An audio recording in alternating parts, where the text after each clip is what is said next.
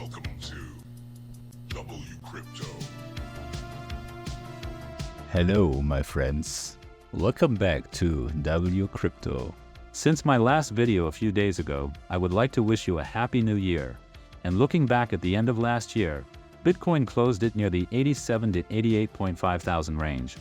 That marked a drawdown of roughly 30% from the October all-time high near 126,000. In my previous update, Bitcoin was still ranging around 88,000.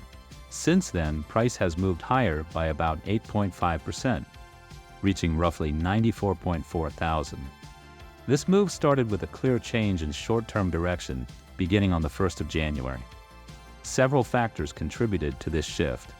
Geopolitical developments played a role, including recent actions involving the United States and Venezuela, alongside renewed interest from participants after heavy outflows during the fourth quarter.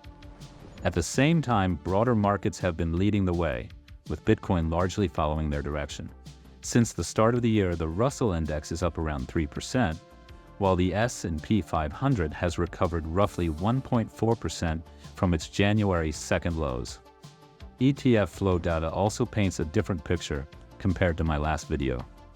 After a period dominated by outflows, we saw a notable inflow of approximately $355 million on the 30th of December, followed by another $471 million on the 2nd of January. While flows remain mixed overall, the recent trend shows increasing inflow strength. Alongside this, large holders continue to accumulate. Michael Saylor's firm added roughly 1,286 Bitcoin in late December and early January, bringing total holdings close to 673,000 Bitcoin, valued at over $50 billion as of early January. These purchases were made at an average price near 90,000 and funded through equity sales. On-chain data also shows an unusual signal.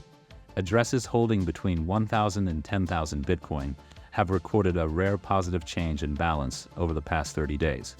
This suggests renewed accumulation activity among larger participants. Interestingly, while larger players appear more constructive, overall market sentiment remains cautious. The Fear and Greed Index has improved slightly, but is still sitting in the fear zone after spending extended time in extreme fear. Looking ahead, my view is that the coming year has better potential simply because the previous year closed weak, with the first quarter down around 11.8% and the fourth quarter down more than 23%. So far in January, price is already up roughly 7.5%. That said, despite the recent recovery, I am currently not in an active position. I am waiting for a pullback before considering re-entry. Based on the daily heat map, areas around 91.5 thousand or 89.6 thousand could be levels to watch for a possible retest before further upside attempts. For transparency, I have made my trading statistics publicly visible under my master trader profile, so performance data can be viewed independently without commentary or promotion. I will continue to update you frequently with the latest insights, so stay tuned. Join the free Discord for real-time insights. Thanks for leaving a comment. It really helps the channel. Click the like button if you got value from this video. Subscribe and turn on the notification bell to stay updated. And see you in the next one.